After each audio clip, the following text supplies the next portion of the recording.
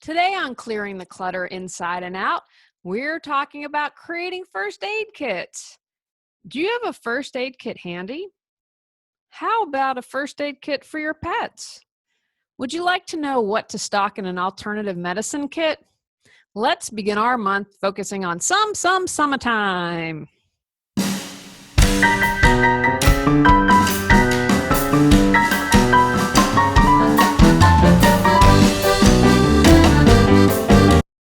Are you ready to clear your clutter and share your gifts with the world? Every Tuesday at 1 p.m., join me on Clearing the Clutter Inside and Out as I teach you how to navigate the waters to declutter your life, get organized, and become more mindful. I'm an award-winning professional organizer, author, and certified life coach, and I destroy the box and examine clutter in all areas. Every episode, I'll give you take action steps that you can easily apply to your life. Come on, let's get started.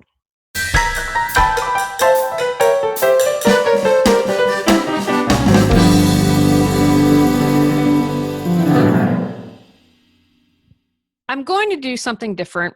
Thought I'd switch it up and talk about what inspired me on each episode that I do. Kind of what was this thinking and why did I want to do a podcast episode about this? First aid kits were inspired by a couple of things that happened. So I was at Costco. They had Band-Aids on sale, and I thought, good. This is the time. You can check the first aid kit in your house. You can get the first aid kit in your car going because that needs to be a little better, and you can create one for Tony. This was inspired from the worst car trip I ever had. It was before I met my husband. I was driving around Christmas time, so there's snow, and in Raleigh, we don't get a lot of snow. So the first day, I drove from Raleigh and had to stop at Mount Airy, which is Mount Airy, home of Andy Griffith, for you Mayberry fans. It was about 2 hours from here, and I had to stop because it was a whiteout. And so I stopped. I stayed the night, got up, went down to the truck stop, said to the truckers, hey, is it okay to travel? And they're like, yeah, everything's clear. I get on the freeway and everything's at a standstill. As soon as I got on the freeway, they closed it. Now, I was in LA for 10 years. It's not like an 8-lane, you're stuck in traffic type of thing. This was 2 lanes through the mountains, right near the North Carolina-Virginia border. What should have taken 5 hours took 15. I was without a shovel. I was without a blanket. And it was the most stressful trip that I ever had. And so after that trip, I made sure that I created a little kit. God forbid that I'm ever stuck in that situation again. I'm going to be okay. I have the blankets and the shovel and all that good stuff for winter, but I also wanted to add in a first aid kit. I thought, you know what? We go to the beach each year with my family. That's coming up. It's crazy with all the kids, not for someone to have a first aid kit handy. So that was the first inspiration. And I thought, I want to be safe and taken care of, and I want you all to be safe and taken care of. And the final inspiration was my father, Big J. We got married in my parents' backyard. And a few days before the wedding, Big J said to me, I've gotten umbrellas for all the bridesmaids. If it's raining, we are going to get married under the reception tent. If it's a complete downpour, we can fit you and Tony on our little screen-in porch, and I think we can fit everyone in the living room. And if it's really awful, then I've made an appointment at the school gym, so we're going to get you married in the school gym. I was over 40, folks, so trust me, no matter what happened, my father was going to make sure that I got married that day. And I said to Big J, all is good. We don't have to worry because I'm going to have a great, beautiful, sunshiny day. And as a note, I did. Everyone was completely comfortable. I was just a teeny bit hot because I was in a wedding dress. When I said that to my father, Big J said to me, Julie, I believe if I'm prepared, then an emergency or disaster or some sort of problem is less likely to happen. We're going to take advice from Big J today and give you suggestions for how to create a first aid kit. First up, your basic first aid kit. A basic first aid kit is going to allow you to be able to deal with minor accidents and injuries. Sometimes it's not something you need to go to the ER for, but you want to make sure that you can cover it. I'm going to suggest keep one in your home and keep a mobile one in whatever cars you have. Make sure, and this is very important, that you keep it in the same place. That way, when you go to look for it, and especially if you're a little frazzled, you'll know exactly where to find it. And they also suggest keeping it in a cool, dry place out of the reach of children. Here are the basics for a really well-stocked first aid kit. Now just hang tight with me. This is one episode where we're going to have a little bit more than usual, kind of a long list, because this stuff is so important. I want to make sure you have a really great and well-stocked kit.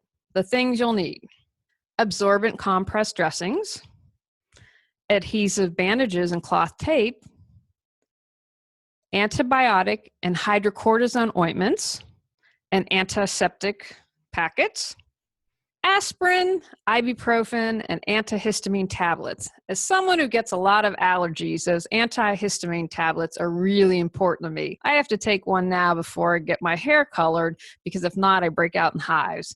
I have North Carolina to thank for that. The moldy mildew climate just wreaks havoc on my allergies. A space blanket, and what I mean by that is a silvery looking kind.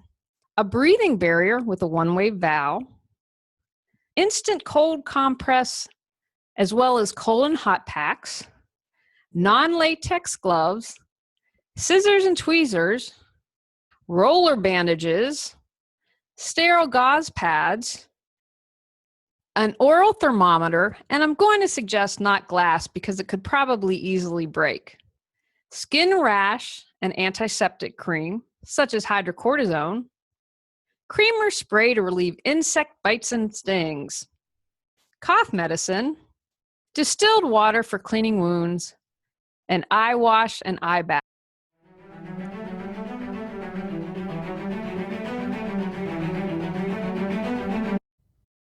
Do you keep saying someday you'll declutter?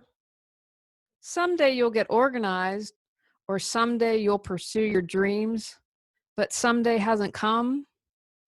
Learn how I can support you in creating the life you desire at reawakenyourbrilliance.com.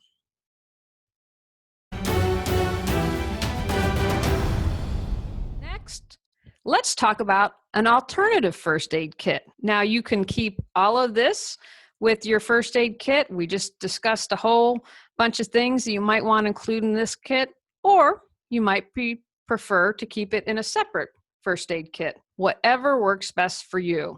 The more I read and learn, I'm really trying to use natural medicines and formulas and essential oils. I just believe in the long run that that's going to be the better option for me. However, I encourage you to do your research or see a naturopath or someone who's an expert, such as a certified aromatherapist, would be able to help you with suggestions for essential oils. I do suggest this though. You're always going to want to use a carrier oil, but with some you most definitely have to. That's where you need to do your research. You definitely want to check that out. I also personally don't recommend. I'm not a certified aromatherapist. That's why I suggested checking in with one on taking essential oils orally. Some people I found on the internet say, hey, you can do it, but I really, that is a big concern for me. I would not suggest that. So please, please, please do your research. Check in with someone who is certified and is skilled in this area. These are just suggestions of some things that I think you would benefit from stocking. So here is what I'm going to keep in my alternative first aid kit. Echinacea has antibacterial and antibiotic properties. If you start to feel an illness coming on, Echinacea can help. Golden Seal is a powerful antibacterial, antibiotic, and antiparasitical potion. As a powder, it can be applied to an open cut and help it heal from getting infected. Now, I have not heard of these and would like to find one, but there is a plant called Self Heal and Heal All. And this plant can be used as an antibiotic, antiseptic, and astringent. If you've heard of this plant or use it, please let me know because I'm really curious. An all-around great thing to have on hand is ginger because it can soothe an upset tummy. It also helps protect against bacteria and fungi. It eliminates intestinal gas. It relaxes and soothes your intestinal tract while boosting your immune system. It can also help with motion sickness. And I have to tell you a really funny story. I get motion sickness. If I'm on a boat, I get ill. If I'm on a windy road, I have to be driving. If I'm in the passenger seat, forget it.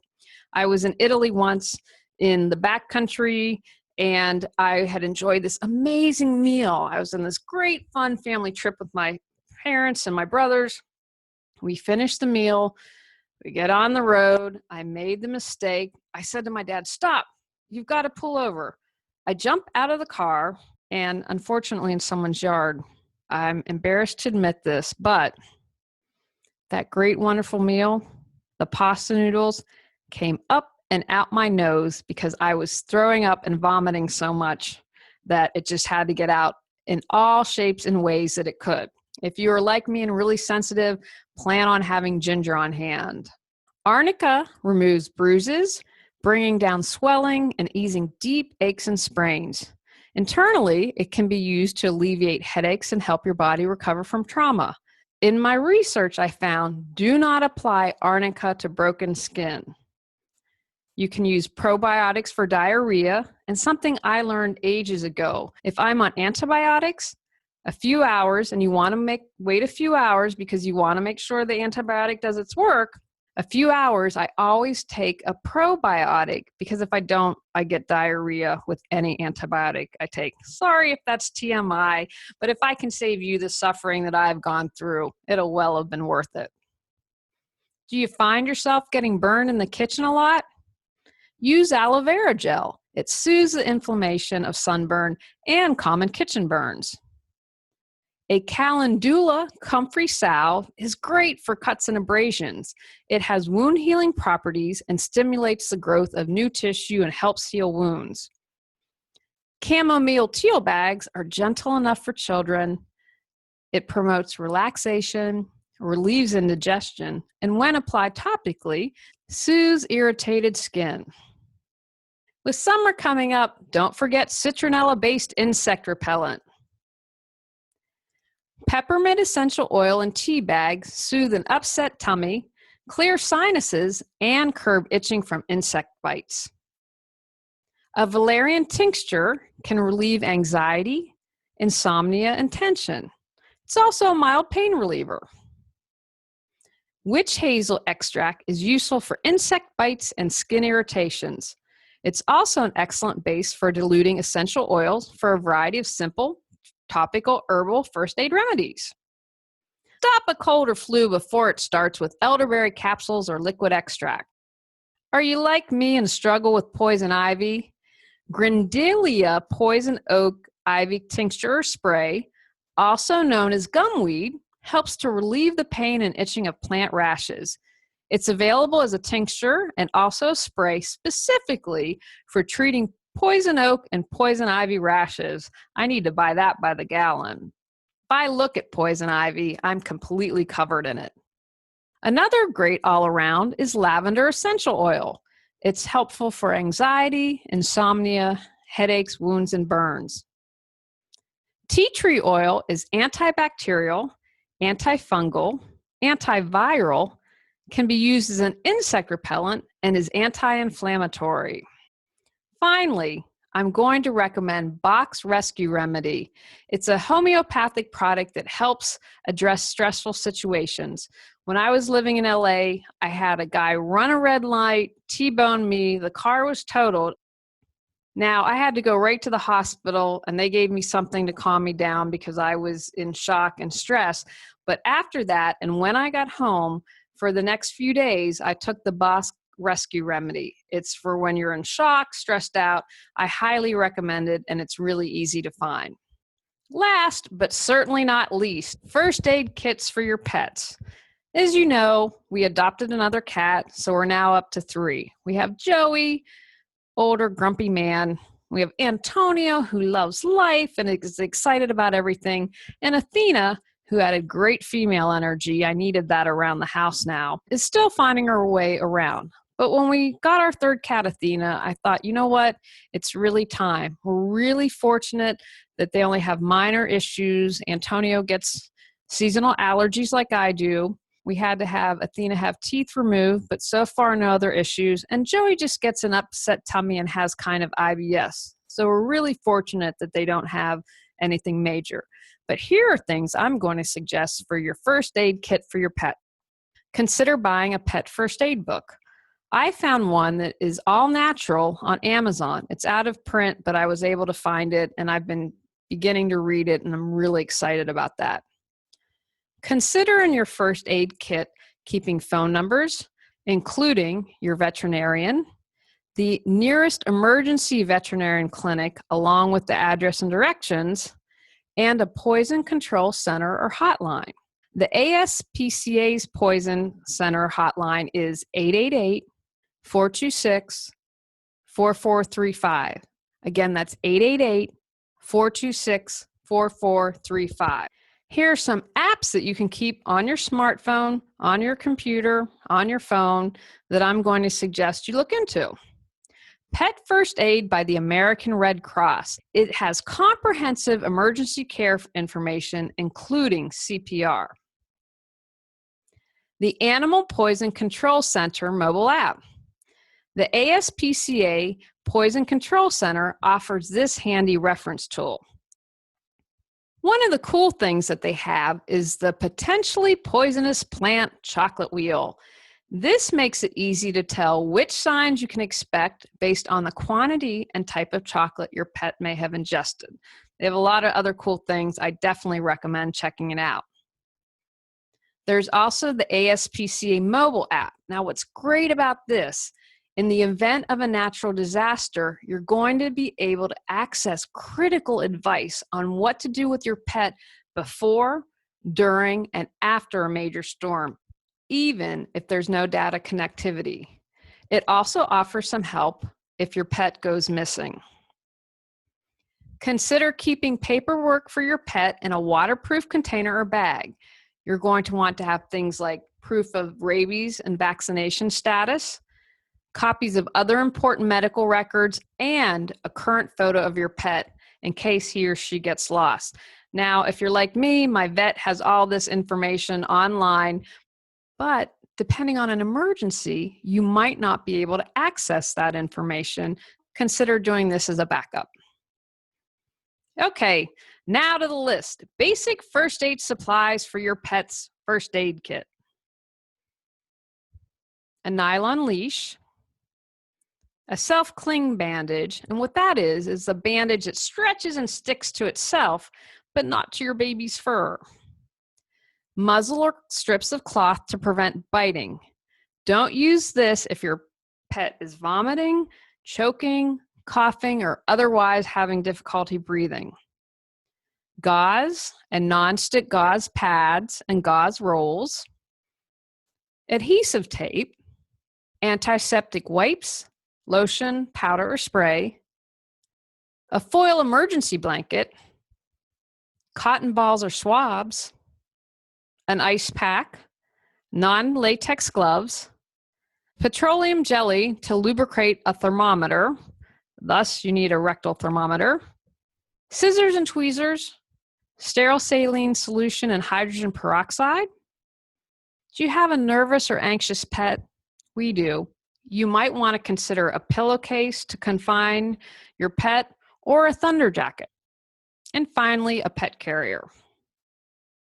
Here are other useful items that you might want to consider depending on your pet having in your pet's first aid kit. Benadryl, if approved by a veterinarian for allergic reactions, a veterinarian must tell you the correct dosage for your pet's size. Ear cleaning solution, plastic eyedropper or syringe.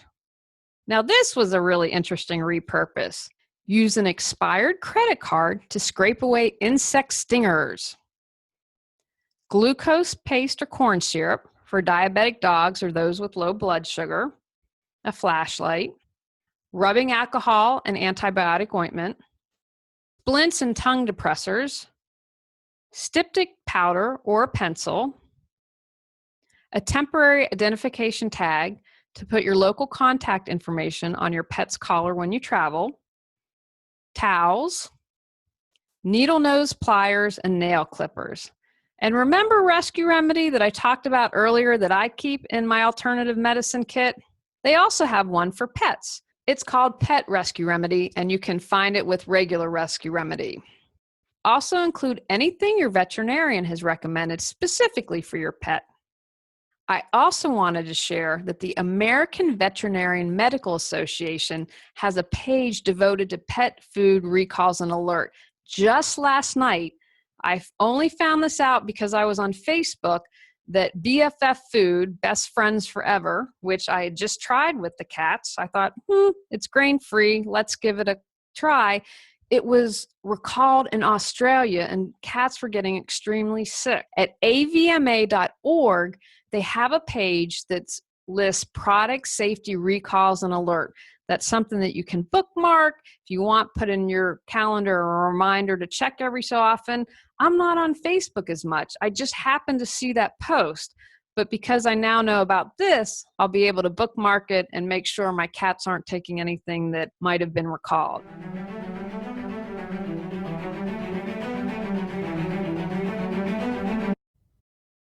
Can you easily navigate the ups and downs of life?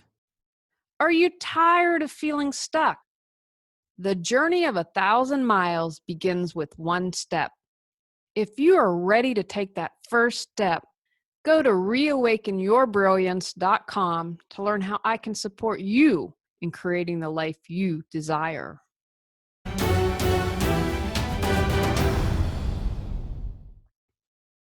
So we've gotten all these kits together. What comes next? Maintenance. It also may be useful to keep a basic first aid manual or instruction booklet with your first aid kit. Medicines should be checked regularly to make sure they are within their use-by dates, as well as flashlight batteries still are working. Include any personal items such as medications and emergency phone numbers or other items your healthcare provider may suggest. Please, for your family's safety, keep all medical supplies and medications out of the reach of children and pets. Take actions from today's podcast. Create a first aid kit for your home. Pick one place to keep the kit. Consider creating a kit for your cars as well. Set up a calendar reminder to check for expirations in a year. Create a first aid kit for your fur babies. Choose one place to stash the kit. Don't forget the reminder on your calendar to check for expirations in 6 months or a year. Consider adding alternative items to your first aid kits. On our next episode, we are talking about jealousy and how to clear that green-eyed monster clutter. Go out, clear the clutter to create the life you choose, deserve, and desire. Are you ready to live a more joyful and fulfilling life?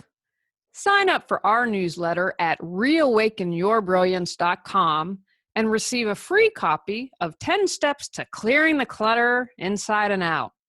If you enjoyed today's episode, I would love it if you would rate and review the show because it really helps us in the search ranking. See you next Tuesday at 1 o'clock. Remember, when you clear your clutter, you can create the life you desire.